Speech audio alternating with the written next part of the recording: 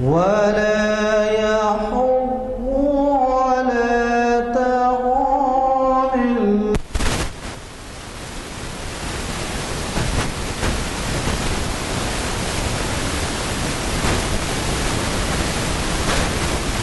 الذين هم عن صلاتهم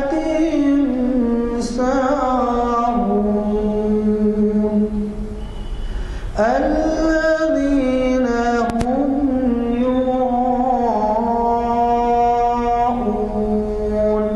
ويمنعون الماعون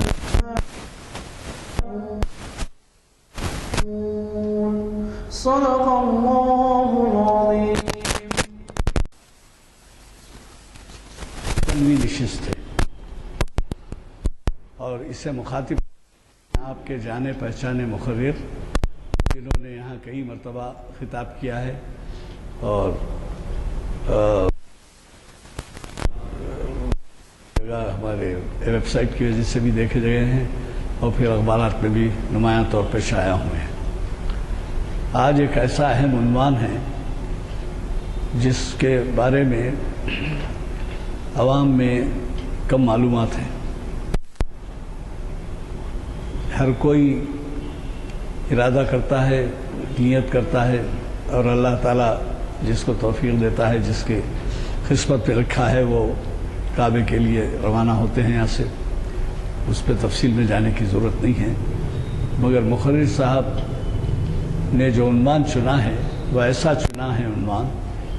کہ اس میں ہر شخص کی دلچسپی ہے، اور وہ عنوان ہے کعبۃ اللہ تاریخ کے آئینے میں. اگر ہم میں سے کچھ لوگوں کو اس کی تاریخ معلوم بھی ہے تو اس کا اعادہ ہو جائے گا اور تفصیلات معلوم ہوں گی، اور جو حضرات جن کو حج نصیب ہوا ہے وہ اور بھی اچھی طرح سے سمجھ سکیں گے، اور جن کو ابھی تک توفیق نہیں ہوئی وہ اس جستجو میں رہیں گے کہ اس کی تاریخ سے واقف ہوں تاکہ آپ عبادت کا زیادہ سے زیادہ لطف اٹھا سکیں. حضرات، یہ محافل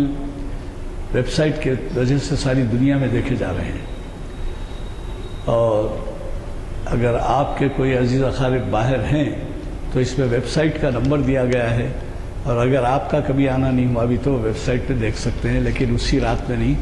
اس رات میں لوڈ ہوتے ہیں، یہ دوسرے دن صبح سے بتائے جاتے ہیں. تو بہرحال میرا کہنے کا مطلب یہ ہے کہ اس میں دلچسپی لیجئے، خصوصاً نوجوانوں کو اس طرف راغب کیجئے. امتحانات کا سامنا رہتا ہے تو نوجوان ذرا آگے پیچھے ہوتے ہیں، اور اسپورٹس کا زمانہ ہوتا ہے تو بھی کرکٹ وغیرہ سے زیادہ دلچسپی رہتی ہے. اب یہ تو ایسا مہینہ ہے، ابھی تو داخلے چل رہے ہیں، ابھی کالج، اگر زیادہ توجہ دے نوجوان تو ہمارے لیے بہت ہی سمجھیے تعاون کا باعث ہوگا. اور آپ خود ہمارے سفیر بن جائیے اور کوشش کیجئے کہ جتنے ہو سکے نوجوان شریک ہوں. اور میرا اندازہ ہے کہ آپ مختلف محلوں سے آتے ہیں تو اس میں مختلف مقامات پہ مساجد ہیں. جب بھی آپ مساجد میں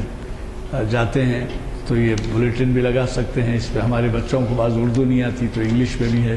دو لگا دیں. اور جو بھی عملہ ہوتا ہے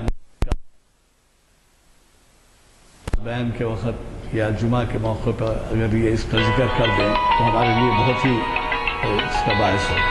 تو میں آپ کو بلیٹن مل چکے ہیں، میں یہ نہیں چاہتا کہ آپ کو مزید تفصیل میں لگاؤں. البتہ صرف اتنا کہوں گا کہ آپ یہ جو اگلے عنوانات ہیں یہ بہت ہی اہم ہیں. یعنی سچے نمازی کے 10 صفات، حافظ محمد اسحاق کمال قادری جو انفارمیشن سروس کا ان کے خطاب سے جو ہے 548واں لیکچر ہے، اور اسی طریقے سے عرب اقوام سے خطاب جناب مستر مجاز صاحب جانے پہچانے مقرر ہیں آپ کے، یہ علامہ اقبال کے فارسی کلام کا اردو ترجمہ کیے ہیں جو بین الاقوامی شہرت رکھتا ہے، ابھی حال میں ریلیز۔ یہ بھی محفل اقبال شناس کی 759ویں نشست ہے، 69 آپ جو ہے اس پہ ضرور شرکت فرمائیں۔ اور اب ہمارے مخرج صاحب کو دعوت خطاب دیتا ہوں کہ وہ شہنشین سید الانبیاء والمرسلین وعلى آله وصحبه الغر الميامين أجمعين. قال تعالى في شان حبيبه: أعوذ بالله من الشيطان الرجيم. إن الله وملائكته يصلون على النبي يا أيها الذين آمنوا صلوا عليه وسلموا تسليما. اللهم صل على سيدنا شفيعنا حبيبنا مولانا محمد وعلى آله وصحبه أفضل صلواتك وعدد معلوماتك بارك وسلم. وقال تعالى في مقام آخر: أعوذ بالله من الشيطان الرجيم. إن أول بيت وضع للناس للذي ببكة مباركا وهدى للعالمين فيه آيات بينات مقام إبراهيم ومن دخله كان آمنا ولله على الناس حج البيت من استطاع إليه سبيلا. صدق الله العظيم وصدق رسوله النبي الكريم ونحن على ذلك لمن الشاهدين والشاكرين. بزرگوں اور دوستو، السلام علیکم ورحمۃ اللہ وبرکاتہ۔ قبل اس کے کہ میں اپنی گفتگو کا آغاز کروں، میں سمجھتا ہوں کہ جس موضوع پر گفتگو کے لیے اور سننے اور سنانے کے لیے آپ اور ہم جو یہاں جمع ہوئے ہیں، یہ ایک انتہائی غیر معمولی اور بنیادی موضوع ہے، اور احقر اس موسم میں اس موضوع کا انتخاب خاص طور پر اس لیے بھی کیا ہے کیونکہ حج کا موسم شروع ہو رہا ہے، اور جن حضرات کو اللہ تبارک و تعالی کی جانب سے یہ توفیق مل رہی ہے، وہ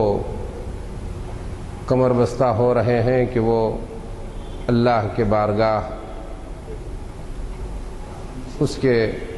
خصوصی گھر میں حاضری دینے کی تیاری کریں اور تیاری کر رہے ہیں۔ کعبۃ اللہ سے متعلق موضوع اور اس کا انتخاب،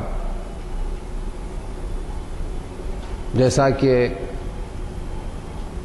ایک فطرت انسانی ہے اور انسان کی یہ طبیعت میں ودیعت کی ہوئی ہے کہ انسان جس شخص یا جس جگہ یا جس مقام یا جس وقت کی اہمیت کو جانتا ہے اور سمجھتا ہے، اس کی طرف اپنی توجہ کو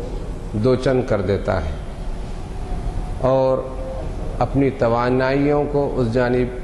پوری توجہ کے ساتھ مبذول کر دیتا ہے، اور کوشش کرتا ہے کہ وہ جس غرض اور جس مقصد کے لیے رخ کر رہا ہے یا جس کے لیے یا جس کام میں وقت لگا رہا ہے، اس سے پورا استفادہ حاصل کرے اور ان تمام لوازمات اور ان تمام فوائد اور منافع سے لطف اندوز ہو اور دینی، دنیاوی اور روحانی فوائد حاصل کریں۔ اور یہ کام اسی وقت ممکن ہوتا ہے اور ہو سکتا ہے جب وہ اس جگہ یا مقام یا وقت کی اہمیت، اس کی فضیلت، اس کی بزرگی اور خاص طور پر رب تعالیٰ سے اس چیز کا کیا تعلق ہے اور اس کی جانب سے اس مقام یا اس وقت جب کوئی کام انجام دے تو اس کو کیا حاصل ہو رہا ہے اور کیا حاصل ہونے والا ہے، ان تمام چیزوں اور پہلوؤں کو سامنے رکھتے ہوئے اس موضوع کا انتخاب کیا گیا ہے تاکہ جو حضرات جو خوش نصیب عازمین حج اور حرمین شریفین کی زیارت کا ارادہ فرما چکے ہیں، ان کی دلچسپی اور ان کی خواہشات اور لگاؤ میں مزید اضافہ ہو، اور جس عبادت اور جس غیر معمولی عبادت کی وہ نیت اور ارادہ کیے ہیں اور کر رہے ہیں، ان کو اس عبادت کا پورا لطف میسر ہو اور ان کو یہ اندازہ ہو جائے کہ ہم کس مقام کا رخ کر رہے ہیں، کس جگہ کی نیت کر رہے ہیں اور کس کے گھر جا رہے ہیں، اور وہاں جانے سے ہم کو کیا حاصل ہونے والا ہے اور کیا حاصل ہو سکتا ہے۔ جیسا کہ آپ اور ہم جانتے ہیں، کسی بات کو وضاحت کرنے کی ضرورت نہیں، جب آپ کسی سے ملنے کے لیے جا رہے ہیں، اگر بادشاہ سے آپ کو ملنا مقصود ہو اور اس کا موقع آپ کو مل رہا ہے تو اسی انداز میں اور اسی ماحولیات کے مطابق اپنے آپ کو آپ تیار کرتے ہیں، چاہے وہ جسمانی اعتبار سے ہو، روحانی اعتبار سے ہو، لباس کے اعتبار سے ہو، جس انداز سے بھی ہو، آپ اس کا پورا خیال اور ان ماحولیات کو سامنے رکھ کر اپنے آپ کو تیار رکھتے ہیں۔ کیوں ایسا ہوتا ہے؟ کیونکہ آپ کو معلوم ہوتا ہے کہ آپ کس کے ہاں جا رہے ہیں، کس سے ملاقات کرنے والے ہیں اور وہاں کیا انجام پانے والا ہے۔ بالکل اسی طرح بغیر مزید تشبیہ اور تفصیل کے کہ جو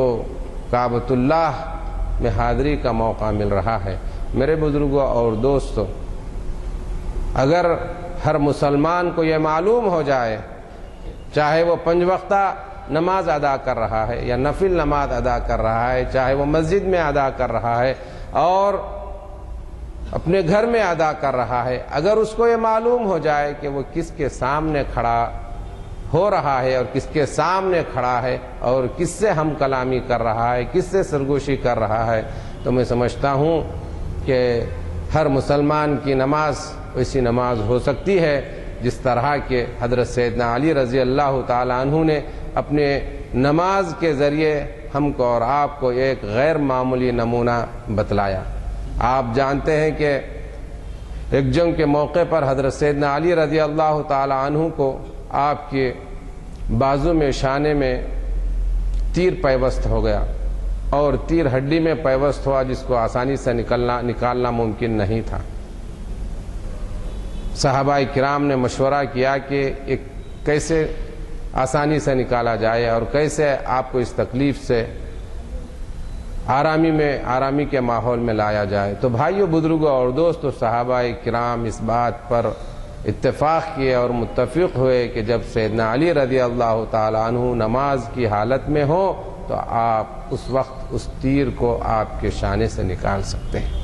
تو مومن کی نماز یہ ہوتی ہے کہ جب بارگاہ الہی میں اور اللہ کے سامنے کھڑا ہوتا ہے تو وہ اس کو سوائے اپنے رب اور سوائے اپنے خالق اور سوائے اپنے پیدا کرنے والے کے کسی اور کا خیال نہیں ہوتا۔ تو مجھ کو اور آپ کو یہی اندازہ کرنا اور یہی ماحول اور یہی روحانیت اور یہی پیمانوں کو لے کر ہم کو اور آپ کو کعبۃ اللہ میں حاضری ہونے کی ضرورت ہے، اور وہاں جو اللہ تبارک و تعالیٰ نے وہاں کے ماحولیات میں، وہاں کے مقامات میں جو غیر معمولی برکتیں اور فضیلتیں اور عظمتیں اور بزرگیاں وہاں ودیعت فرمائی ہیں، ان سے خاطر خواہ روحانی اور جسمانی اور دینی طور پر فائدہ حاصل ہو۔ بزرگوں اور دوستو، جس آیت شریفہ کی تلاوت کا شرف آپ کے سامنے حاصل کیا گیا، اس آیت شریفہ میں رب تعالی واضح طور پر یہ بات ارشاد فرما رہا ہے، ان اول بیت وضع للناس للذی ببکۃ مبارک وہدی للعالمین، کہ اللہ تبارک و تعالی نے روئے زمین پر سب سے پہلا جو گھر اپنی عبادت کے لیے تعمیر فرمایا وہ گھر کعبۃ اللہ ہے۔ بزرگوں اور دوستو، کوشش یہ کی جائے گی کہ تاریخ کے ساتھ ساتھ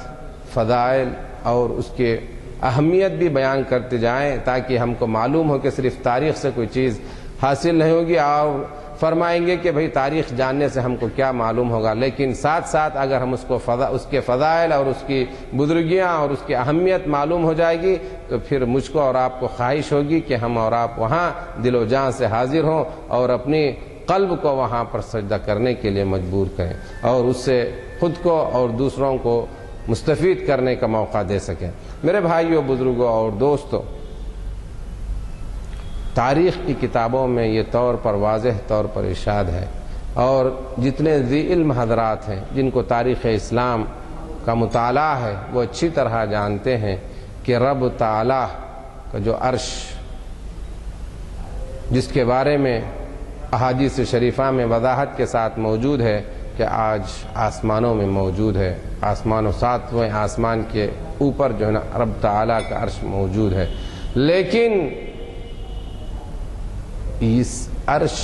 کو آسمانوں پر جانے سے پہلے یہ عرش کہاں تھا؟ یہ عرش پانی پر تھا، اور یہاں گو کہ موضوع سے متعلق بات نہیں ہے، لیکن یہاں پر بسم اللہ الرحمن الرحیم کی فضیلت میں اپنے نوجوانوں کو بتلانا چاہتا ہوں اور یہ جانکاری دینا چاہتا ہوں کہ ہم صبح و شام بسم اللہ الرحمن الرحیم کا تو ورد کرتے ہیں، لیکن کیا بات ہے کہ اس بسم اللہ الرحمن الرحیم کے ورد کا اثر ہماری زندگیوں میں روحانی طور پر اور دینی طور پر کیوں نہیں ہو رہا ہے؟ اور اس کا ایک اثر یہ بھی آپ ملاحظہ فرمائیے، جب رب تعالیٰ کا عرش پانی پر تھا تو عرش رب کو قرار میسر نہیں آ رہا تھا، رب تعالیٰ کے حکم سے اس عرش پر بسم اللہ الرحمن الرحیم کو رکھا گیا۔ جیسے ہی بسم اللہ الرحمن الرحیم کو عرش پر رکھا گیا، رب تعالیٰ کے عرش کو قرار آ گیا اور قرار حاصل ہو گیا۔ آپ جانتے ہیں کہ رب تعالیٰ کا عرش پورے زمینوں اور آسمانوں کا احاطہ کیا ہوا ہے۔ تو میرے بھائیوں، بزرگوں اور دوستوں، صرف ایک آیت شریفہ بسم اللہ الرحمن الرحیم کی یہ وزن اور اس کی یہ عظمت، یہ بزرگی رب تعالیٰ ہم کو اور آپ کو بتلا رہا ہے۔ تو یہ ساتھ ساتھ یہ بتلانا چاہتا ہوں کہ کیا بات ہے کہ آج ہماری زندگیوں میں ہم پورے کا پورا قرآن مجید کی تلاوت مکمل طور پر کرتے ہیں اور ہم اپنی زندگیوں میں اس کا کوئی اثر نہیں نظر آتا۔ تو میرے بھائیوں، بزرگوں اور دوستوں، اس کی وجہ بتلانے کی ضرورت نہیں، الحمدللہ ہر مسلمان یہ جانتا اور سمجھتا ہے۔ آج علم کا اتنی کثرت سے اشاعت ہے اور اس کی جو نشر و اشاعت ہو رہی ہے، ہر آدمی جانتا ہے۔ جاننے کی جو ضرورت ہے اور اس کو اپنانے کی جو ضرورت ہے وہ صرف اور صرف عمل کی ضرورت ہے۔ اور جس وقت میرے اور آپ کی زندگی میں قرآن مجید کا صحیح عمل اور صحیح اثر لینے کی جو صلاحیت ہے، جس طرح کے اس کا اثر لینے کے لیے جو ضرورتیں اور بنیادی ضروریات ہیں، بنیادیں ہیں، اگر میں اور آپ اگر اس کا انتخاب اور اس کو اختیار کر لیں تو میرے بھائیوں، بزرگوں اور دوستوں، وہ چیزیں ہم کو حاصل ہو جائیں گی۔ تو بزرگوں اور دوستوں، اس طرح سے عرش کا معاملہ تھا، لیکن جب رب تعالیٰ نے زمین و آسمانوں کو پیدا فرمانے کا ارادہ فرمایا تو اس کام کا آغاز سب سے پہلے جو کام کیا وہ زمین کو بچھانے کا کام، جیسا کہ قرآن مجید میں واضح طور پر ارشاد ہے، آیت شریف ہے وَالْأَرْضَ دَحَاهَا، کہ اللہ تبارک و تعالی نے یہ زمینوں کو بچھایا۔ جس طرح سے ہم کوئی چیز دہا کا مطلب ہوتا ہے، جس طرح سے آپ دیکھتے ہیں کوئی کارپیٹ ایک چیز لپیٹی ہوتی ہے، اس کو جو ہے نا جیسا کہ آپ اسپریڈ کرتے ہیں، اس کو آپ جو ہے نا پھیلاتے ہیں، اسی طرح سے رب تعالیٰ زمین کو اس طرح سے بچھائے. اسی کا لفظ یہ دحاحہ کے معنی آتے ہیں. تو میرے بھائیوں، بزرگوں اور جو دوستو، اس کعبۃ اللہ کی اہمیت، کعبۃ اللہ کی عظمت، کعبۃ اللہ کی بزرگی کو آپ ملاحظہ فرمائیے. جب رب تعالیٰ زمینوں کو بچھانے کا کام کا ارادہ فرمایا تو رب تعالیٰ کعبۃ اللہ جو اس وقت تک یہ پانی پر ایک خشف کا لفظ آیا ہے، خیشفین فا، خشفن کہتے ہیں ایک ایسا پودا جو پتھر ہوتا ہے، جو پانی میں پیدا ہوتا ہے اور پانی میں رہتا ہے، اور اس کو اگر پانی سے آپ اگر باہر نکال دیں تو وہ جو ہے نا پتھر بن جاتا ہے. جیسا کہ آپ اور ہم جانتے ہیں کہ جو ہے نا مرجان جو ہوتے ہیں کہ جب وہ ہوتے ہیں جب پانی میں ہوتا ہے تو وہ ایک جو ہے نا ایک نباتات کی یعنی ایک پلانٹ کی شکل میں ہوتے ہیں، پودوں کی شکل میں ہوتے ہیں، لیکن جب آپ اس کو باہر نکالتے ہیں اور خشکی میں آ جاتے ہیں تو وہ جو ہے نا پتھر بن جاتے ہیں. تو بالکل اسی طرح خشف کا لفظ آیا ہے. تو یہ جو کعبۃ اللہ ہے، کعبۃ اللہ پانی پر خشف کی حیثیت سے ایک پتھر کی جھاگ کی طرح سے ایک نمایاں شکل میں بہہ رہا تھا اور تیرتا تھا. جب اللہ تبارک و تعالی زمین کو بچھانے اور زمین و آسمانوں کا پیدا فرمانے کا ارادہ فرمایا تو اس کعبۃ اللہ کی جو جگہ ہے، اس کعبۃ اللہ جو پانی پر بہہ رہا تھا، رب تعالیٰ کے حکم سے اس کعبۃ اللہ کے نیچے سے زمین کو بچھانے کے عمل کا آغاز فرمایا گیا. تو میرے بھائیوں، بزرگوں اور دوستو، کعبۃ اللہ پوری زمین کا مرکز ہے، پورے زمین کا درمیانی حصہ ہے. اسی وجہ سے کعبۃ اللہ مکہ مکرمہ کا دوسرا نام ام القریٰ بھی آیا. قرآن مجید میں بھی ام القریٰ کا نام آیا ہے.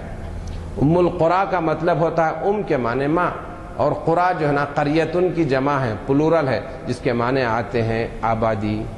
جس کو اگر آج کے ماڈرن عربک میں اگر اس کا ترجمہ کریں تو دیہات یا ولیج کے نام سے اس کا ترجمہ کیا جاتا ہے. تو کعبۃ اللہ جہاں جس مقام پہ ہے، اس شہر کو ہم اور آپ مکہ مکرمہ کے نام سے جانتے ہیں. اس مکہ مکرمہ کا نام قرآن مجید میں ام القریٰ کے نام سے بھی آیا ہے. تو ام القریٰ کو یعنی مکہ مکرمہ کو پوری دنیا کے آبادیوں اور شہروں کی ماں، ماسٹر اس لیے بھی کہا جاتا ہے کیونکہ اسی مقام سے کعبۃ اللہ کے نچلے حصے سے زمین کو بچھانے کا آغاز کیا گیا. تو میرے بھائیوں، بزرگوں اور دوستو، یہ ایک کعبۃ اللہ کی تاریخ ہوئی. یعنی جیسا کہ حضور اکرم صلی اللہ علیہ وسلم نے حدیث شریف میں ارشاد فرمایا کہ اللہ تبارک و تعالی نے اس کعبۃ اللہ کو زمینوں آسمانوں سے پیدا کرنے سے قبل اس کو جائے حرام یعنی محترم اور معزز اور بزرگ ترین جگہ اور علاقہ قرار دیا. یعنی زمینوں اور آسمانوں کی پیدائش اور ان کو پیدا فرمانے سے قبل سے یہ کعبۃ اللہ موجود ہے. بلکہ روایتوں میں یہ بات آئی ہے، جن کے بعض علماء کرام کا اس میں گوئی اختلاف ہے، لیکن فضائل اس بات کو لی جا سکتی ہے کہ زمینوں اور آسمانوں کی پیدائش سے 2000 سال پہلے سے کعبۃ اللہ کی پیدائش اور اس کا وجود رب تعالی کے حکم سے ہو چکا تھا. تو یہ کعبۃ اللہ شریف ہے جس کو ہم اور آج آپ مکہ مکرمہ کے بیچوں بیچ پاتے ہیں. آج علماء کرام یعنی کتاب و سنت یعنی قرآن مجید حدیث شریف کے علماء کرام نہیں بلکہ سائنسدانوں نے اس بات پر تحقیق کر چکی اور اس نتیجے پر پہنچ چکے کہ آج پوری دنیا کا درمیانی پوائنٹ اگر کوئی مقام ہے تو وہ صرف اور صرف کعبۃ اللہ ہے. اسی وجہ سے لوگوں نے جو آج گرینچ ٹائم کو یا گرینچ واچ کو جو انتخاب کرتے ہیں اس کے بجائے اسلامی دنیا کو یہ بات بتلانے کی کوشش کی اور ضرورت قرار دیا کہ اگر دنیا کا درمیانی حصہ اگر پوری دنیا کے وقت کا مرکز ہو سکتا ہے تو وہ کعبۃ اللہ ہو سکتا ہے. تو میرے بھائیوں، بزرگوں اور دوستوں، یہ بات ہوئی. پھر اس کے بعد کعبۃ اللہ کی تعمیر کا آغاز۔ اس سے پہلے ایک بات میرے اور ذہن میں بات آ رہی ہے جو عموماً ہماری گفت و شنید میں نہیں آتی اور کبھی ہم کوشش بھی نہیں کرتے۔ ہم یہ اچھی طرح جانتے ہیں، ہر مسلمان اور جو کسی طرح سے ذی علم اور ان کا مطالعہ ہے وہ سمجھتے ہیں کہ حضرت سیدنا آدم علیہ السلام سب سے پہلے پیغمبر ہیں اور نبی ہیں، اور سب سے آخری نبی اور رسول حضور سیدنا محمد صلی اللہ علیہ وسلم ہیں، اور یہ بھی جانتے ہیں کہ ان سیدنا آدم علیہ السلام سے لے کر حضور صلی اللہ علیہ وسلم تک جتنے انبیاء کرام ہیں ان کی تعداد کم و بیش 1,20,000 پیغمبر آئے ہیں۔ لیکن کبھی ہم نے یہ کوشش نہیں کی ہوگی کہ ان انبیاء کرام کی مدت اور اس دنیا میں تشریف لانے اور زندگی گزارنے کی مدت کیا ہو سکتی ہے، جس سے ہم اور آپ یہ اندازہ لگا سکتے ہیں کہ اس دنیا میں انسانیت کا وجود کب سے ہے اور کتنے عرصے سے ہے۔ اور یہ بات احادیث شریفہ کی روشنی میں سامنے آ چکی ہے۔ حضرت سیدنا آدم علیہ السلام، اگر ہم یہ بات طے کر لیں تو پھر ہم جو ہے نا یہ جو دوسری بات ہے، جو دوسرا مرحلہ کعبۃ اللہ کی تاریخ کے سلسلے میں ہے، وہ انشاءاللہ ہم کو آسانی سے معلوم ہوگا اور ہم کو اور آپ کو سمجھنے میں بہت آسانیاں معلوم ہو جائے گی، اور یہ محسوس ہوگا کہ کعبۃ اللہ کے ساتھ کتنے انبیاء کرام وابستہ رہے اور کیسے وہ آتے رہے۔ تو بھائیو، بزرگوں اور دوستو، جیسا کہ حدیث شریف کی روایت میں ہے کہ حضرت سیدنا آدم علیہ السلام اور حضرت سیدنا نوح علیہ السلام کے درمیان 10 قرون یعنی 1000 سال کا فاصلہ اور مدت ہے۔ پھر اس کے بعد سیدنا نوح علیہ السلام سے لے کر سیدنا ابراہیم علیہ السلام تک، پھر ان دونوں انبیاء کرام کے درمیان 1000 سال یعنی 10 قرون کا فاصلہ ہے۔ کتنے سال ہوئے آپ؟ 2000 سال ہوئے۔ پھر سیدنا ابراہیم علیہ السلام، سیدنا آدم سے لے کر سیدنا نوح 1000 سال، پھر سیدنا نوح سے لے کر سیدنا ابراہیم علیہ السلام تک پھر 1000 سال، پھر اس طرح سے سیدنا ابراہیم علیہ السلام سے لے کر سیدنا موسیٰ علیہ السلام تک پھر 1000 سال کا فاصلہ، پھر اس کے بعد سیدنا موسیٰ علیہ السلام سے لے کر سیدنا عیسیٰ علیہ السلام کے درمیان 1700 سال کا فاصلہ، پھر حضرت سیدنا موسیٰ علیہ السلام سے لے کر سیدنا عیسیٰ علیہ السلام کے درمیان 1700 سال کا فاصلہ، پھر آخر میں حضرت سیدنا عیسیٰ علیہ السلام سے لے کر حضور سیدنا محمد صلی اللہ علیہ وسلم تک بعض روایتوں میں 570 سال کا فاصلہ یا مدت بتلائی جاتی ہے، اور بعض روایتوں میں 600 سال کا فاصلہ بتلایا جاتا ہے۔ تو اس طرح سے کتنی مدت ہوئی؟ اب پورے انبیاء کرام اور اس دنیا میں بشریت کے سیدنا آدم سے لے کر سیدنا نوح 1000 سال، سیدنا نوح سے لے کر سیدنا ابراہیم علیہ السلام 1000 سال، 2000 سال، پھر سیدنا ابراہیم سے لے کر سیدنا موسیٰ علیہ السلام کے درمیان 1000 سال، 3000 سال، سیدنا موسیٰ سے لے کر سیدنا عیسیٰ علیہ السلام کے درمیان 1700 سال، کتنے ہو گئے؟ 4700 سال، پھر اس طرح سے سیدنا عیسیٰ علیہ السلام اور حضور صلی اللہ علیہ وسلم تک 600 سال کا بھی اگر ہم لگا لیں تو کتنے سال ہو گئے؟ 4000 6 4 10 5000۔ اب اس کے بعد حضور صلی اللہ علیہ وسلم سے لے کر آج تک ہم کی جو مدت گزری پوری طور پر موجود ہے 1435ویں ہجری میں آپ اور ہم جی رہے ہیں۔ تو اس طرح سے آپ اندازہ کر لیجئے کہ 6000 سال سے زائد پورے سیدنا آدم علیہ السلام سے لے کر سیدنا محمد صلی اللہ علیہ وسلم تک جو جتنے انبیاء کرام ہیں ان کی یہ مدت ہوئی۔ اور ایک بات جو عام طور پر ایک موٹے انداز میں یہ بات میں آپ کے سامنے عرض کرتا ہوں ابھی اس کے وہاں پر مدت صرف آپ جو ہے نا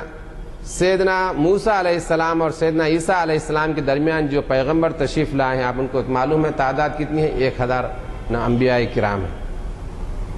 1000 انبیاء کرام ہیں۔ احادیث شریفہ میں اس کی تفصیل نہیں ہے، لیکن یہ بتلایا گا، یہ جو میں عرض کر رہا ہوں اس کی صرف تفصیل ہے کہ سیدنا موسیٰ علیہ السلام سے لے کر سیدنا عیسیٰ علیہ السلام تک جو انبیاء کرام تشریف لائے ہیں وہ 1000 سال ہے۔ دیگر انبیاء کرام کے درمیان جو فاصلے جو انبیاء تشریف لائے ہیں آپ اس سے اندازہ لگا سکتے ہیں، بلکہ یہاں تک تاریخ کی کتابوں میں یہ بات واضح طور پر آ چکی ہے کہ ایک ایک قوم میں وقت واحد میں کئی کئی پیغمبر ہوا کرتے تھے، جیسا کہ خود سیدنا عیسیٰ علیہ السلام، سیدنا یحییٰ علیہ السلام بیک وقت ایک پیغمبر تھے، سیدنا ابراہیم علیہ السلام، سیدنا لوط علیہ السلام، سیدنا اسماعیل علیہ السلام سے ایک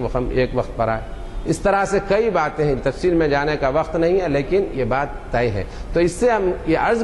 یہ بتلانا چاہتا ہوں کہ جو انبیاء کرام کی جو اس دنیا میں آنے کی مدت ہے کتنی ہو سکتی ہے، اور کیا اس سے ہم جو ہے نتیجہ اخذ کر سکتے ہیں، اور کیا سمجھ سکتے ہیں کہ یہ اسلام کی پوری کتنی مدت ہے۔ میرے بزرگوں اور دوستو، یہ بات یہ بھی عرض کر دوں، اور جو کہ اس سے براس اس کا تعلق نہیں ہے کعبۃ اللہ کا، کہ اللہ تبارک و تعالی جتنے انبیاء کرام کو ان کی قوموں کے پاس روانہ فرمایا،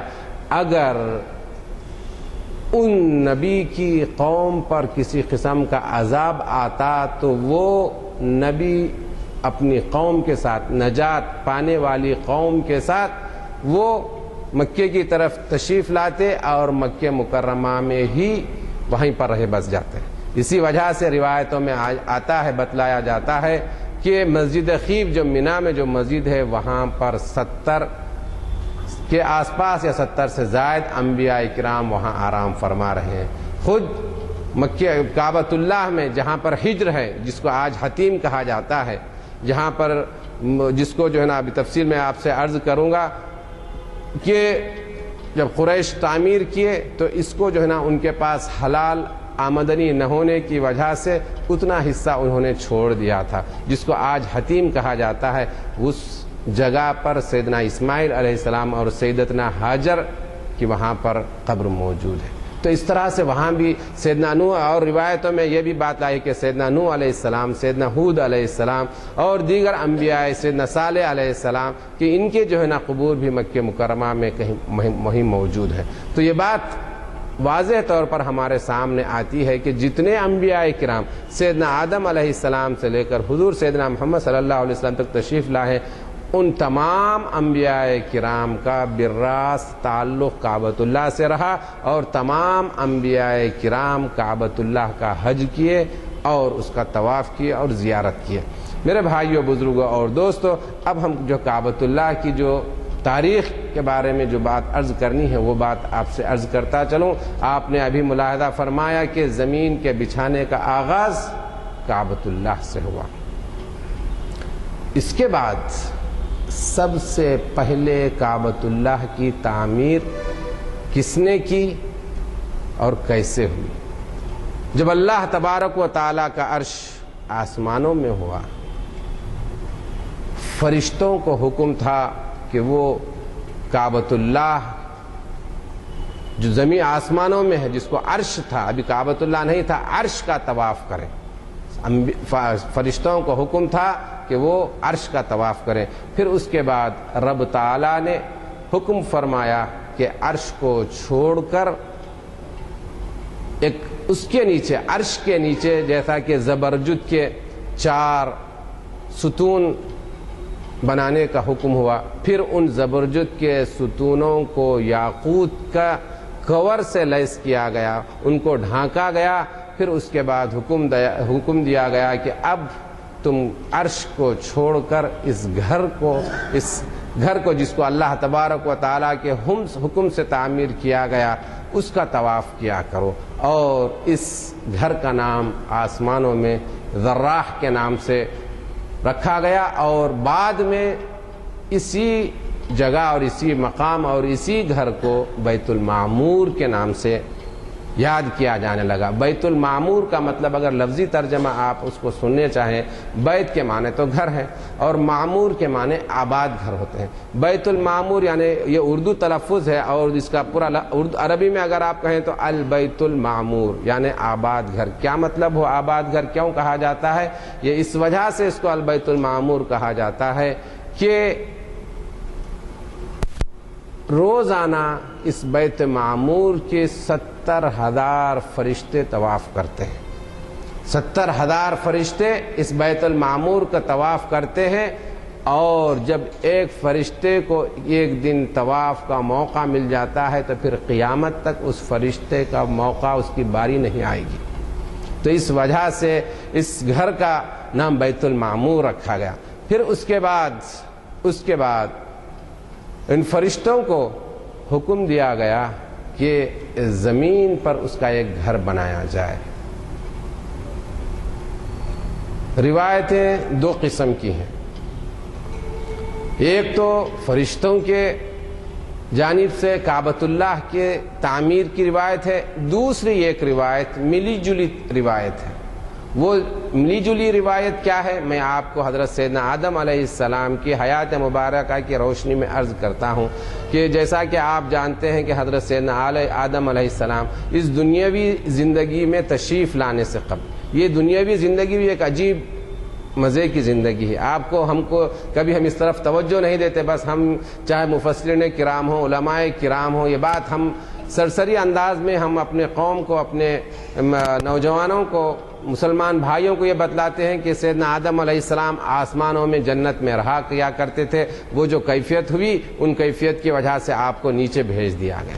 لیکن میرے بھائیوں، بزرگوں اور دوست، اس میں ایک بڑی نکتہ ہے جو مجھ کو اور آپ کو فکر کی طرف دعوت دیتا ہے، اور یہ کوشش اور اس بات کی دعوت دیتا ہے، اس فکر کی دعوت دیتا ہے کہ سیدنا آدم علیہ السلام کو جنت سے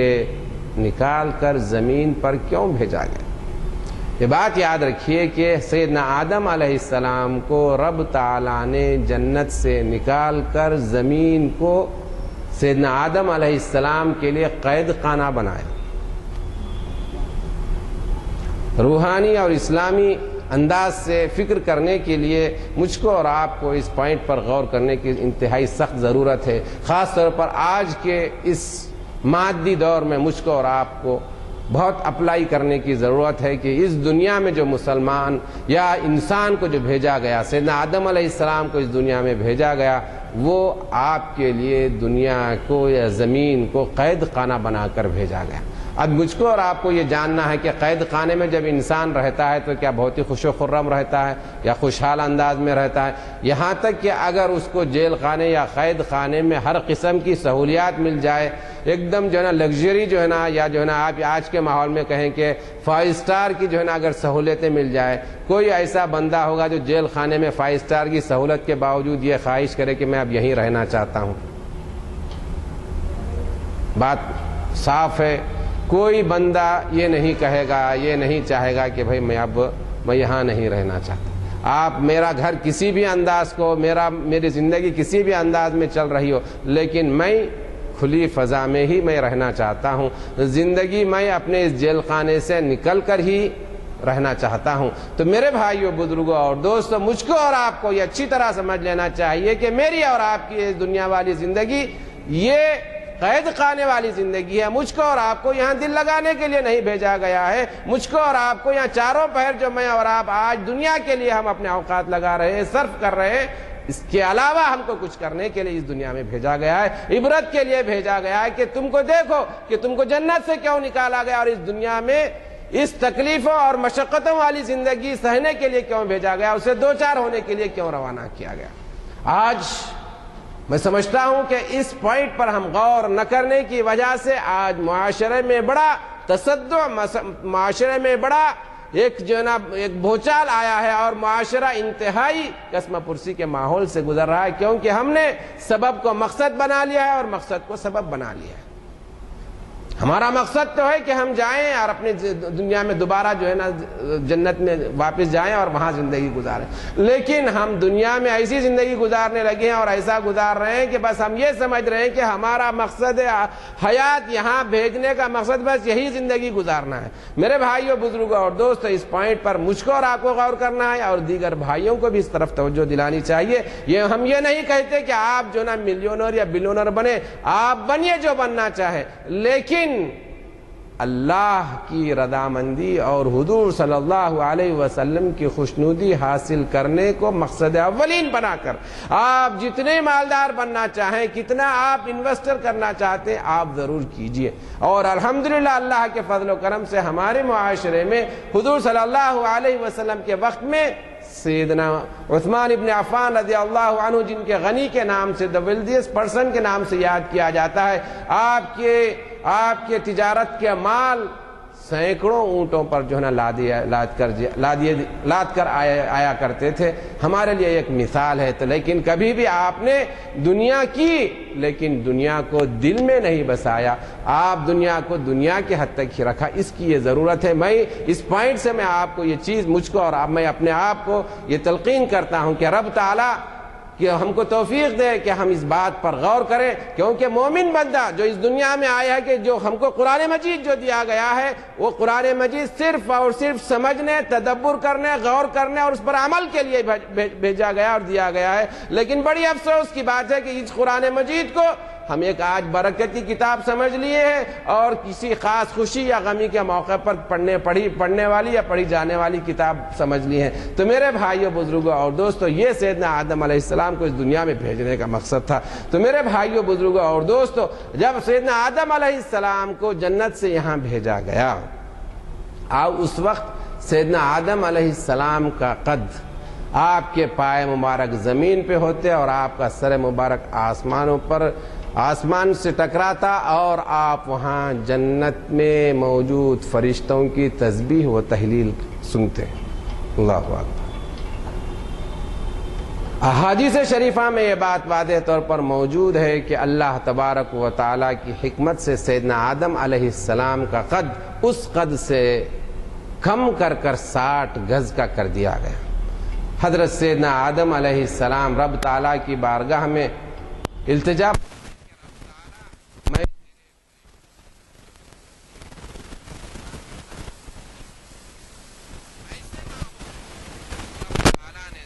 آدم علیہ السلام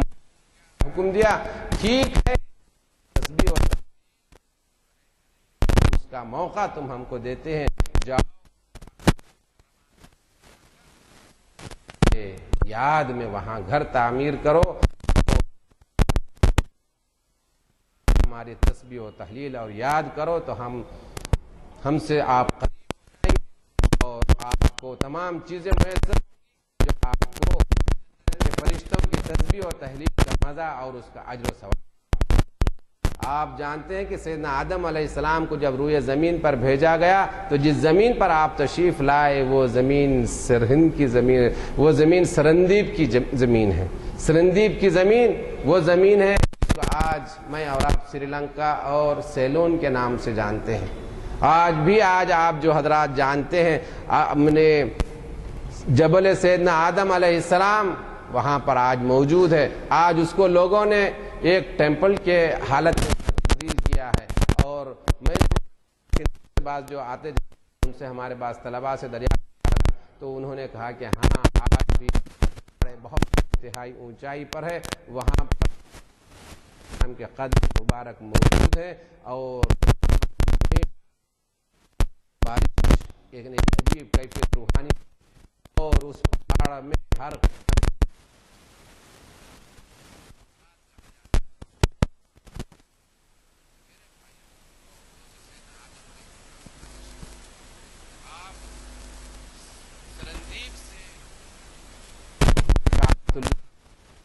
کا سفر فرماتے. آپ کو میں اپنی تحقیق کے ساتھ میں یہ بات بھی آپ کو جو میرے مشاہدے میں آئی وہ عرض کروں کہ آج ہندوستان کا یہاں پر ایک جو آخر کا جو شہر ہے تریچراپلی کے نام سے جانتے ہیں اور جس کو ہم تریچی کے نام سے جانتے ہیں, یہاں پر تمل ناڈو کے علاقے میں واقع ہے. اس سے کچھ فاصلے پر ایک رامیشورم کے نام سے ایک جگہ ہے, ایک جزیرہ ہے چھوٹا سا. اور آپ جو ہے نا تریچی سے آپ رامیشورم پہ جب آپ جاتے ہیں تو تقریباً آپ کی ٹرین تقریباً 20-30 منٹ تک پانی میں چلتی ہے. تو آج ہمارے ملک کی ایک جماعت جس کو رام سیتو کہا کرتی تھی وہ اصل میں حضرت جس کو عربی زبان میں جسر آدم کہا جاتا ہے. جسر کا مطلب ہوتا ہے برج, پل. تو وہ حضرت سیدنا آدم علیہ السلام کا برج تھا. حضرت سیدنا آدم علیہ السلام سرندیپ جو جزیرہ ہے جو پورا آئی لینڈ ہے وہاں سے آپ جو ہے نا ہندوستان اور ہندوستان سے جو ہے نا مکہ مکرمہ کا سفر فرماتے. اور احادیث شریفہ میں آیا ہے کہ آپ ہندوستان سے مکہ مکرمہ کا 40 مرتبہ حج کی غرض سے آپ سفر فرمائیں. اور روایتوں میں یہ بات بھی بتلائی جاتی ہے کہ آپ جس مقام پر جس مقام پر آپ کا قدم مبارک پڑا اس مقام پر وہاں پر آبادی ہو گئی. اب آپ بتلائی کہ 60 گز ہیں، اور میں آپ کو گو کہ ابھی فرضی بات ہے، کیونکہ ایک چیز وہاں پر بھی دیکھا کہ جو آپ کے جو صاحبزادے حابیل و قابل ہیں اسی رامیشورم میں وہاں ان کی قبریں موجود ہیں، اور ان کی قبروں کی جو مسافت ہے اور ان کی جو لمبائی ہے تقریباً 60 فٹ تک ہے، اور جو نا حابیل و قابل کی دونوں قبریں بازو ہیں، اور بالکل سمندر کے کنارے آپ جو نا ہندوستان میں آپ دیکھ سکتے ہیں یہ بات ہے۔ تو میرے بھائیوں، بزرگوں اور دوستوں، یہ سیدنا اور آپ سیدنا آدم علیہ السلام جب یہاں ان کی وفات ہوئی، آپ سرندیب میں ہوئی، اور بعض بزرگوں نے ان کے قبر کی زیارت بھی فرمائی، اور جو ہے نا سیدنا آدم علیہ السلام جو یہاں پر سرندیب میں آرام فرما رہے ہیں اس کی قبر کی نشاندہی بھی فرمائی۔ اور اسلام سے قبل عرب لوگ حضرت سیدنا آدم علیہ السلام کے قدم مبارک کی زیارت کے لیے عرب دنیا سے سرندیب کا سفر بھی فرمایا کرتے تھے، اور یہ کتابوں میں موجود ہے۔ اور خاص طور پر کوئی جو نا ایسے ہی کوئی اسطوری ٹائپ کی، یا جیسا کہ آپ کہتے ہیں کہ یہ جو ہے نا کہانیوں کی ٹائپ کی کتاب نہیں ہے، بلکہ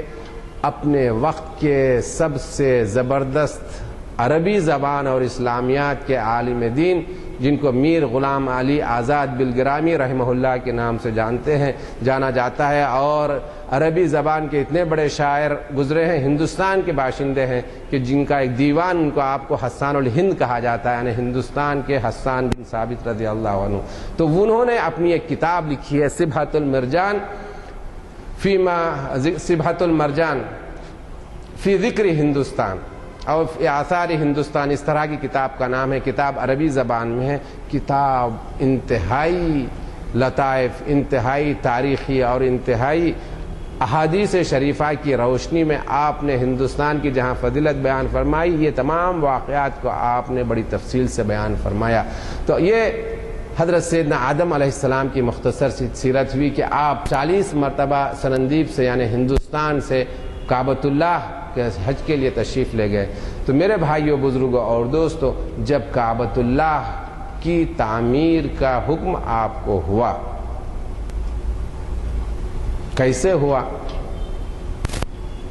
روایتوں میں یہ بات بتلائی جاتی ہے، سیدنا جبریل علیہ السلام تشریف لائے اور زمین پر اپنے پر سے زمین پر ضرب لگائی، تو وہ زمین 7ویں زمین کی تہ تک بنیاد بنا دی، اور اس وقت تمام فرشتے 5 پہاڑیں، جبل طور، جبل سینا، جبل لبنان، جبل حرا اور جودی، ان 5 پہاڑوں سے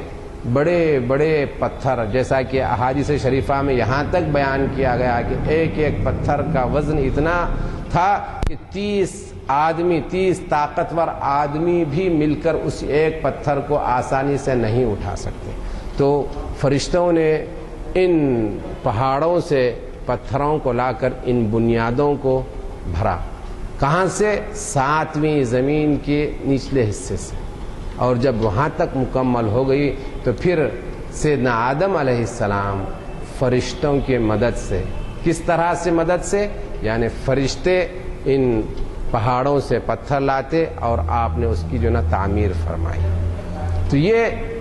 پہلی تعمیر، بعض روایتوں میں صرف فرشتوں کے بارے میں بتلایا جاتا ہے، اور جو بعض روایتیں جس میں تضاد نہیں ہے اور کسی قسم کا تضاد کی گنجائش نہیں ہے، وہ یہ ہے کہ سیدنا آدم علیہ السلام فرشتوں کی مدد سے، اس طرح کی مدد سے آپ نے سب سے پہلے اس کعبۃ اللہ کی تعمیر فرمائی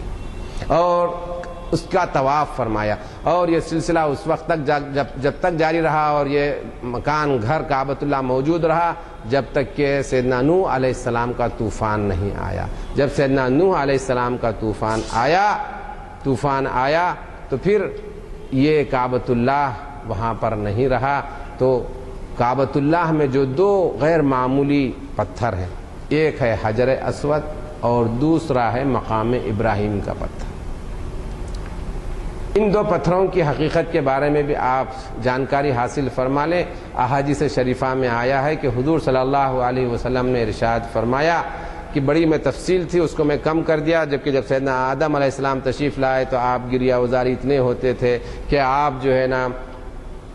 آپ کی گریہ وزاری کو دیکھ کر فرشتے بھی آپ کے ساتھ گریہ وزاری کرنے لگے۔ تو رب تعالیٰ نے اس کعبۃ اللہ کی تعمیر سے پہلے جنت سے یاقوت کا ایک خیمہ روانہ فرمایا اور خیمے کو وہاں پر کعبۃ اللہ کی جو اس وقت جگہ ہے وہاں پر رکھا۔ وہ سیدنا آدم علیہ السلام کی دلاسے اور آپ کی دلچسپی کے لیے وہاں لایا، اور اس میں 3 قندیلیں سونے کے جو جنت کے نور سے جو نہ روشن ہوا کرتی تھیں، ساتھ میں مقام اسود کو اور یہ مقام ابراہیم،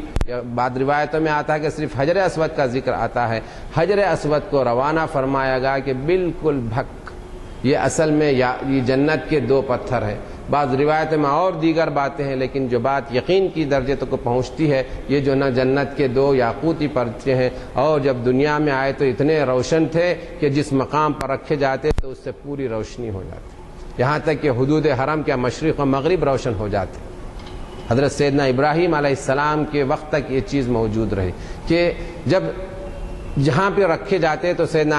آدم علیہ السلام اس حجر اسود کو اپنے کرسی یعنی بیٹھنے کے لیے استعمال فرمایا کرتے۔ تو یہ ایک بات ہوئی جو آپ کے سامنے عرض کیا۔ تو یہ جو 2 پتھر ہیں، یہ حجر اسود اور مقام ابراہیم، جب طوفان نوح آیا تو اللہ تبارک و تعالیٰ کے حکم سے سیدنا جبریل علیہ السلام اس کو جبل ابو قبیس، جو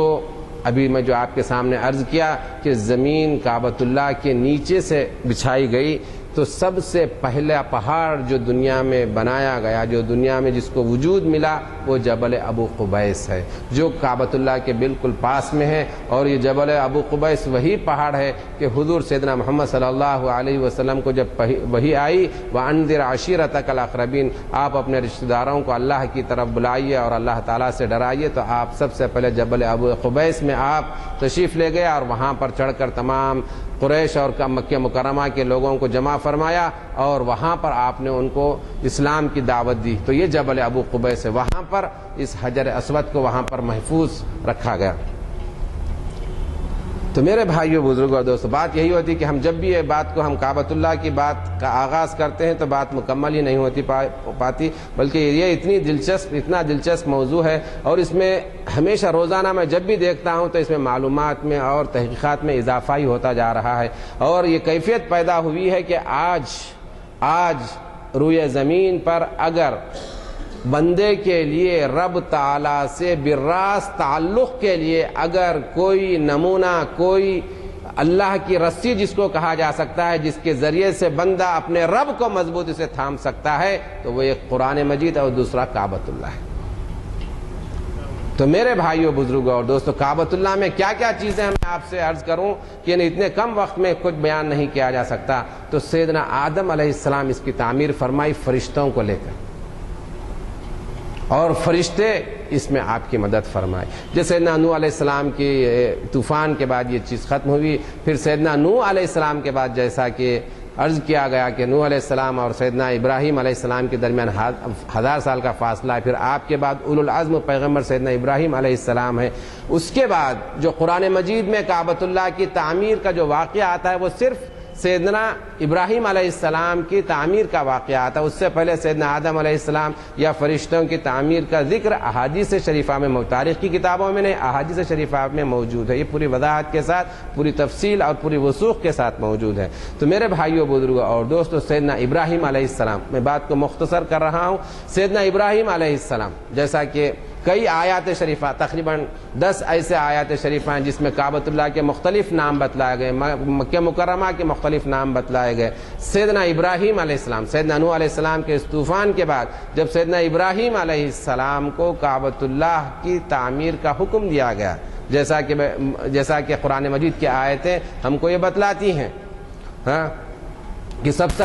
پہلا گھر جو تعمیر کیا گیا اللہ کی عبادت کے لیے، ان اول بیت وضع للناس للذی ببکۃ مبارکا وہدی للعالمین، یہ کعبۃ اللہ سیدنا ابراہیم علیہ السلام کی تعمیر ہے۔ حضرت سیدنا ابراہیم علیہ السلام کی تعمیر کے واقعہ سے آپ واقف ہیں، سیدنا ابراہیم علیہ السلام کی شخصیت اور ہستی سے کون واقف نہیں۔ جب رب تعالیٰ نے آپ کو پوری طرح آپ کی توحید کو اور رب تعالیٰ سے آپ کی خلت دوستی کو مکمل طور پر آزمایا، تو آپ کو اپنے خلیل بناتے ہوئے ایک ایسے آپ کو ایک چیز،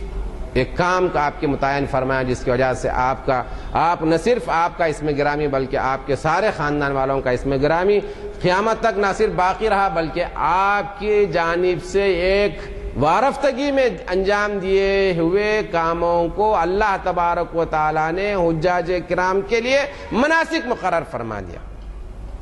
یہ بات سمجھنے کی ہے کہ جب بندہ مومن اللہ کے لیے وارفتگی کے ساتھ اس میں ڈوب کر اس کے ساتھ منہمک ہو جاتا ہے تو جیسا کہ احادیث شریفہ میں آتا ہے اور جس کا فارسی ترجمہ ہوتا ہے کہ گفتہ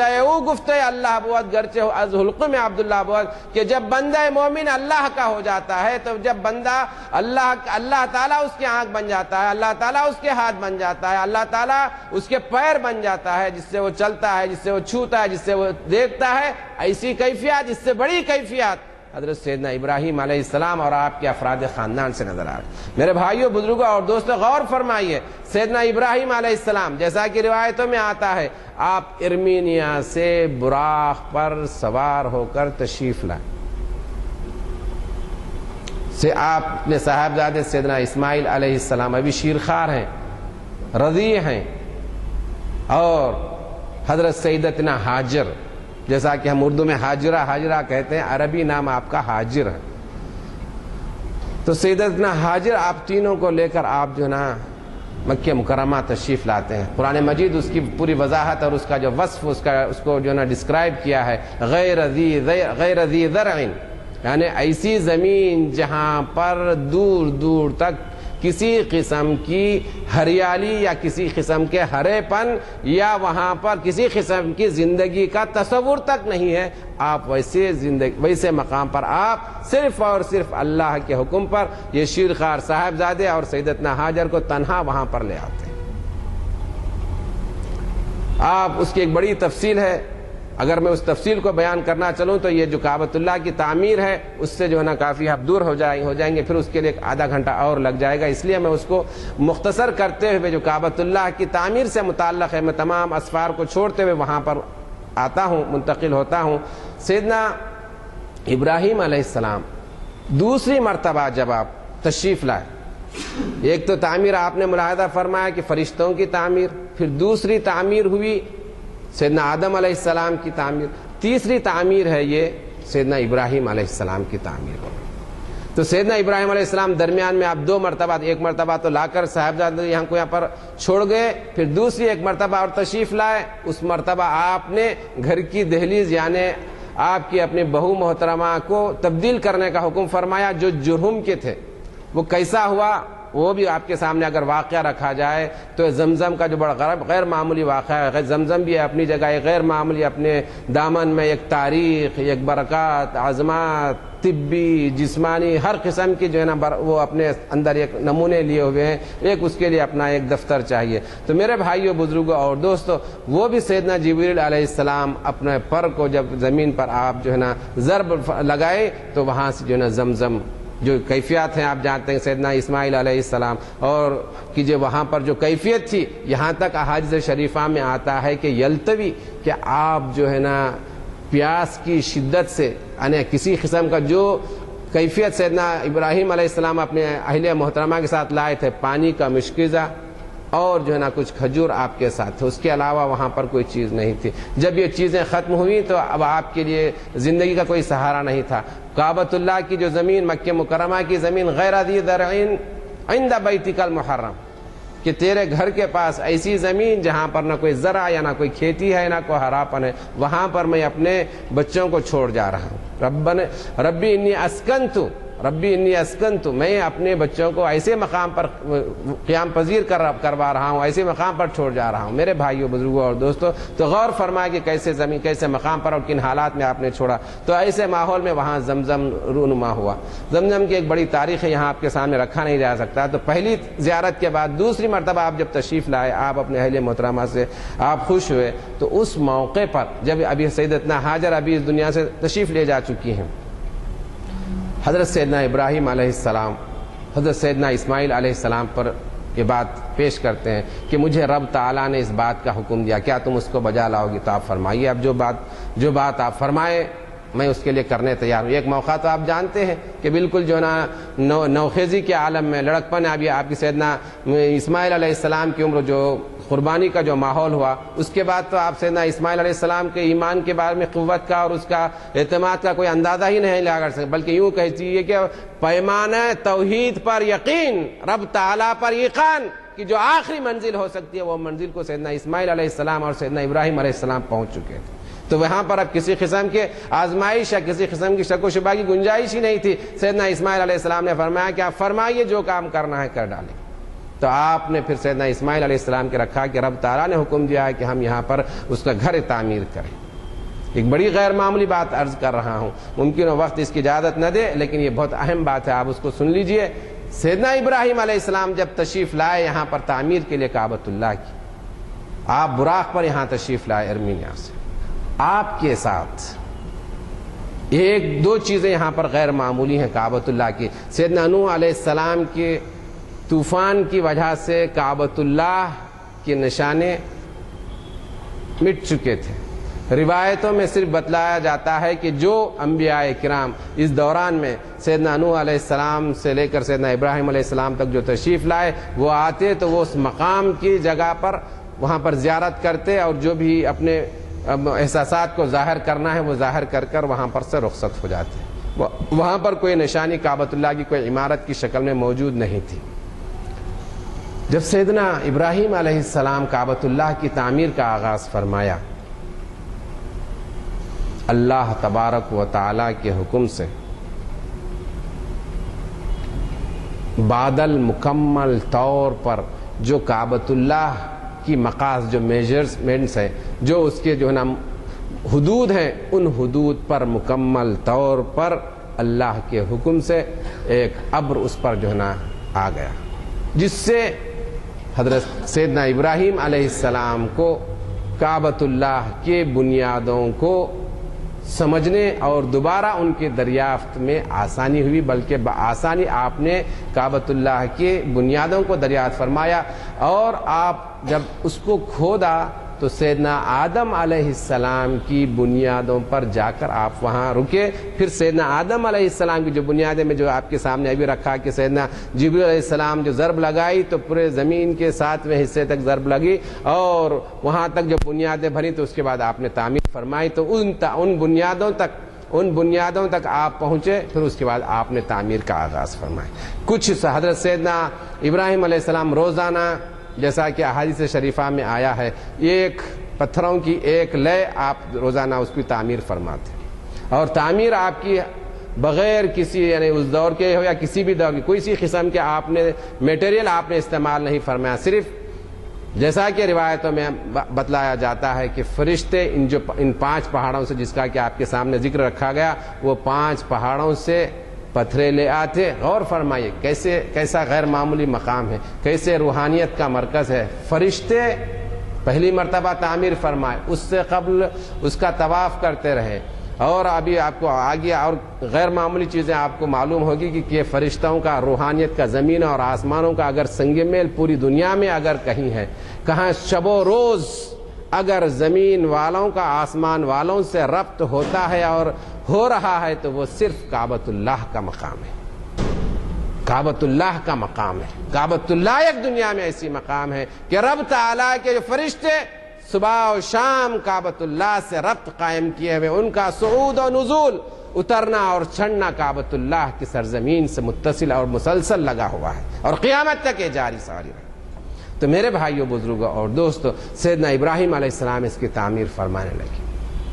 فرشتے پتھرے لا رہے ہیں، سیدنا اسماعیل علیہ السلام آپ کی مدد فرما رہے ہیں، سیدنا جبریل فرشتے لاتے، سیدنا ابراہیم علیہ السلام کو سیدنا اسماعیل علیہ السلام پتھر دیتے تو آپ ان کو جما دیتے، کوئی مواد استعمال نہیں کرتے، صرف جو بتلایا جاتا ہے کہ ردمک مدما کہا جاتا ہے کہ پتھر پر پتھر جماتے۔ یہ اللہ تبارک و تعالیٰ کی جو ہے نا اس کی حکمت ہے، اس کی برکات، اس کے افضال ہے۔ ایک مقام پر جب پہنچے، جب بنیادیں طے ہو گئیں، بڑی غیر معمولی بات عرض کر رہا ہوں، سکینہ اللہ کے حکم سے آئی، سیدنا ابراہیم علیہ السلام سے مخاطب ہوئی اور کہنے لگی، میں سکینہ ہوں، مجھے حکم ہے کہ مجھے آپ کعبۃ اللہ کے ان دیواروں پر بچھا دیجئے۔ اور اس کے بعد اس کے اوپر آپ جو ہے پھر کعبۃ اللہ کی تعمیر کو جاری رکھیے۔ یہ سکینہ کیا چیز ہے؟ سکینہ آپ جانتے ہیں کہ آج ہم اردو زبان میں آپ کو اللہ تعالیٰ آپ کو سکون عطا فرمائے، اللہ تعالیٰ آپ کو سکینت عطا فرمائے۔ احادیث شریفہ میں یہ بات وضاحت کے ساتھ پورے یقین کے ساتھ موجود ہے، چاہے دنیا کا کتنا ہی سخت دل انسان کعبۃ اللہ کا طواف کرے اور کعبۃ اللہ میں حاضری دے، کعبۃ اللہ کی زیارت کرے، وہ سخت دل انتہائی پتھر دل انسان بھی جب کعبۃ اللہ کا طواف کرے اور اس کی حاضری دے تو اس سکینت کی وجہ سے اس کے دل میں رقت پیدا ہو جاتی ہے، اس کے دل میں نرمی اور لطافت آ جاتی ہے۔ یہ سکینت وہاں کعبۃ اللہ میں موجود ہے اور قیامت تک وہاں موجود ہے۔ حضرت سیدنا ابراہیم علیہ السلام نے اس سکینت کو کعبۃ اللہ کے دیواروں پر رکھا، پھر اس کے بعد تعمیر کا آغاز فرمایا۔ جب آپ حجر اسود کو رکھنے کے مقام پر پہنچے، سیدنا ابراہیم علیہ السلام سیدنا اسماعیل صاحبزادے سیدنا اسماعیل علیہ السلام سے فرمایا، بیٹے کوئی پتھر لاؤ تاکہ میں یہاں پر رکھوں جو طواف کرنے والوں کے لیے نشانی بن جائے۔ ایسے ماحول میں آپ تشریف لے گئے تو اسی دوران سیدنا جبریل علیہ السلام جبل ابو قبیس سے وہ حجر اسود جو آج ہمارے درمیان ایک جنوب کی جانب رکن حجر اسود کے نام سے جو وہاں پر نصب کیا ہوا ہے، کافی تبدیلیوں کے بعد ان حجر اسود کے بارے میں ایک دو تین باتیں کر دوں کہ کیا حقیقت۔ آپ نے تو ابھی سماعت فرمایا کہ یہ جنت کا پتھر ہے۔ حضور صلی اللہ علیہ وسلم اس کو آپ بوسا دیے، اس کو آپ چومے اور یہاں پر آپ اپنے آنسو بہائے۔ حضور صلی اللہ علیہ وسلم ارشاد فرماتے ہیں کہ اگر یہ پتھر جاہلیت کے نجاستوں اور قدورتوں کی وجہ سے اگر یہ کالا نہ ہوتا اور اس کا یہ اثر نہیں ختم ہوتا تو جو کوئی آدمی چاہے وہ کسی بھی قسم کے بیماری میں مبتلا ہو، اگر اس کو چھو لیتا تو اس کو شفا حاصل ہو جاتی۔ اور فرمایا کہ یہ جو کالا پن، دوسری روایت میں کہا ہے کہ جو کالا ہوا حجر اسود جو ہے، جو ایک دم سفید بھگ تھا اور جس کی روشنی، جیسا کہ ابھی میں آپ کے سامنے عرض کیا کہ سیدنا ابراہیم علیہ السلام کے زمانے میں اور اس کے بعد تک پورے حرم شریف کے حدود تک اس کی روشنی بلکہ مشارق و مغارب میں روشن ہو جایا کرتی تھی، مشرق و مغرب اس حجر اسود کی روشنی سے روشن ہو جایا کرتے تھے۔ تو یہ بات تھی۔ تو حضور صلی اللہ علیہ وسلم ارشاد فرماتے ہیں کہ یہ جو حجر اسود ہے یہ زمین پر یمین اللہ، یعنی اللہ کا سیدھا ہاتھ ہے۔ جو کوئی بندہ مومن اس حجر اسود کا استلام کرتا ہے، اس کو چومتا ہے، اس کو بوسہ دیتا ہے، کل قیامت کے دن وہ اللہ تبارک و تعالیٰ کی بارگاہ میں گواہی دے گا اور اس کی شہادت دے گا کہ یہ مسلمان بندہ ہے، اور اس کے نتیجے میں وہ مسلمان کہلائے گا اور اس جنت کے استحقاق کا باعث بن جائے گا۔ اسی بنیاد پر جب حضرت سیدنا عمر رضی اللہ عنہ ایک مرتبہ حجر اسود کے سامنے تشریف لائے اور فرمانے لگے کہ تو ایک صرف حجر ہے، تو ایک صرف پتھر ہے، میں اگر تجھے نہیں دیکھتا کہ حضور صلی اللہ علیہ وسلم تجھ کو بوسہ دیے، تیرا استلام کیا ہے، تو میں تجھ کو استلام بھی نہیں کرتا، بوسہ بھی نہیں دیتا۔ پاس میں حضرت سیدنا علی رضی اللہ عنہ تشریف فرما تھے۔ آپ نے فرمایا کہ نہیں اے عمر، یہ پتھر نہیں ہے، یہ نافع بھی ہے، ضار بھی ہے،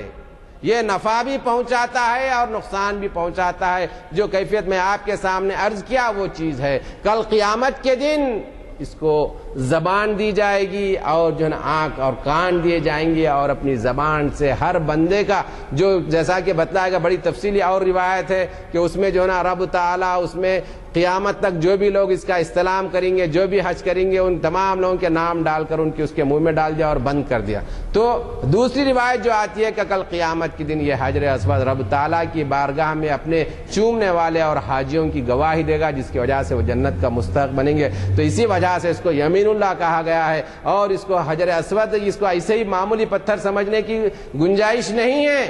یہ خام خیالی اور غلط فہمی میں نہ رہیے، اور حاجیوں کو ان باتوں کو سننے کی بڑی ضرورت ہے۔ مجھے یہ بات سمجھ میں آتی جو حاجیوں کی جو آج کل تربیتی ہو رہے ہیں، اگر یہ کعبۃ اللہ کی جو عظمتیں اور بزرگیاں اور جو احترام اور جو اس کے ساتھ خدا تعالیٰ کی رحمتیں اور برکتیں جو وابستہ ہیں، اگر ان کے سامنے یہ پیش ہو جائیں تو میرے بھائیوں، بزرگوں اور دوستوں، میں سمجھتا ہوں کہ حج میں اور مزید اخلاص اور مزید جو نا رقت پیدا ہو سکتی ہے۔ تو میرے بھائیوں، بزرگوں اور دوستوں، تو حضرت یہ حجر اسود کو سیدنا جبریل علیہ السلام جبل ابو قبیس یعنی ابو قبیس پہاڑ سے جو طوفان کے سیدنا نوح علیہ السلام کی طوفان کے زمانے میں آپ نے امانتاً وہاں رکھا تھا، آپ وہاں سے لا کر سیدنا ابراہیم علیہ السلام کو سپرد فرماتے ہیں، اور اب تو حضرت سیدنا ابراہیم علیہ السلام کی گویائی اور دریافت پر فرماتے ہیں کہ ایسے ایسے حالات میں اس کو یہاں پر اللہ تبارک و تعالیٰ کے حکم سے امانتاً رکھا گیا تھا۔ یہ حجر اسود ہے، اس کو جو ہے نا طواف کے آغاز اور طواف کے اختتام کے نشانی کے طور پر اس کو نصب فرمائی۔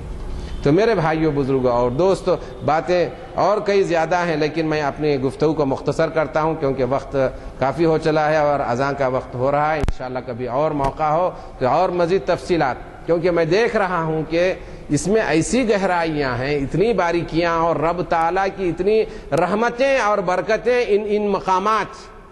کعبۃ اللہ، جہاں پر اس کے ساتھ جو مشاعر اللہ، جیسا کہ قرآن مجید میں بتلایا وَمَن يُعَظِّمْ شَعَائِرَ اللَّهِ فَإِنَّهَا مِن تَقْوَى الْقُلُوبِ، جو کوئی بندہ مومن اللہ کے شعائر، اللہ کی نشانیوں کی عزت کرتا ہے، ان کی بڑائی اور عظمت کو مانتا ہے اور ان کو اپنے دل سے لگاتا ہے، تو یہ دل کی تقوی اور دل کے پرہیزگاری اور ایمان کی علامت ہے، اور ایمان کی یقین کی کیفیت کی بات ہے۔ تو یہ خاص طور پر کعبۃ اللہ، حجر اسود، مقام ابراہیم، حتیم، زمزم، یہ ایسے مقامات ہیں۔ اس کے علاوہ اگر آپ کعبۃ اللہ سے اور باہر تشریف لے جائیں، مینا کا مقام ہے، مزدلفہ کا مقام ہے، اور جو ہے نا عرفات کا مقام ہے، کیا کیا نعمتیں، کیا کیا برکتیں، کیا کیا اللہ تبارک و تعالی اگر اپنی رحمتیں، برکتیں ان مقامات پر ایسے نچھاور فرماتا ہے۔ چاروں پہر یہاں پر ہوتے ہیں کہ ہر لمحہ فرشتوں کا یہاں نزول ہوتا ہے۔ یہاں پر مختصر آخر میں یہ بات عرض کر دوں کہ صبح و شام، دن اور رات میں صرف کعبۃ اللہ پر 120 رحمتیں نازل ہوتی ہیں، 60 رحمتیں طواف کرنے والوں کے لیے، اور 40 نعمتیں وہاں پر نماز ادا کرنے والوں کے لیے، اور 20 رحمتیں صرف اور صرف کعبۃ اللہ کو دیکھنے والوں کے نصیب ہوتی ہیں۔ جو وہاں پر کعبۃ اللہ کے احاطے میں، مسجد حرام کے احاطے میں بیٹھ کر کعبۃ اللہ کو دیکھتے رہتے ہیں، ان کو صرف اور صرف اس کی وجہ سے عبادت کا درجہ ملتا ہے۔ احادیث شریفہ میں آیا ہے کعبۃ اللہ کو صرف دیکھتے رہنا بھی عبادت ہے، اس کی وجہ سے ان کو دن اور رات میں 20 رحمتیں نصیب ہوتی ہیں۔ میری گفتگو یہیں ختم کرتا ہوں۔ رب تعالیٰ سے دعا ہے کہ ہر مسلمان کو یہ توفیق عطا فرمائے کہ وہ اس کعبۃ اللہ سے اپنے تعلق کو مضبوط سے مضبوط تر کرے، اور اس کعبۃ اللہ کے جو حقائق ہیں رب تعالیٰ نے احادیث شریفہ اور بزرگان دین نے اپنے اقوال کی روشنی میں جمع فرمایا ہے، اس کو ہر مسلمان کو واقف ہونے کی اور ہر مسلمان کو اس سے مطلع ہونے کی توفیق عطا فرمائے، تاکہ وہ اس مقام کی عظمت کو سمجھ کر اپنے ایمان کو اور مضبوط سے مضبوط کرے، اور کعبۃ اللہ سے اپنے آپ کو گہرائی سے باندھ لے، اور اس کی برکتوں کا متمنی اور برکتوں کا اس کا چاہنے والا اور برکتوں کا حاصل کرنے والا وہ بن جائے۔ وصلی اللہ تعالی علی خیر خلقہ سیدنا محمد وعلی آلہ وصحبہ اجمعین، والحمد للہ رب العالمین۔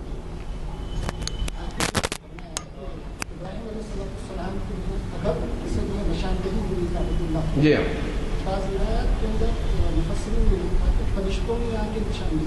یہ ابر ہے، وہ ابر ہے، فرشتے صرف یہ تعمیر میں یہ کیا ان کا مدد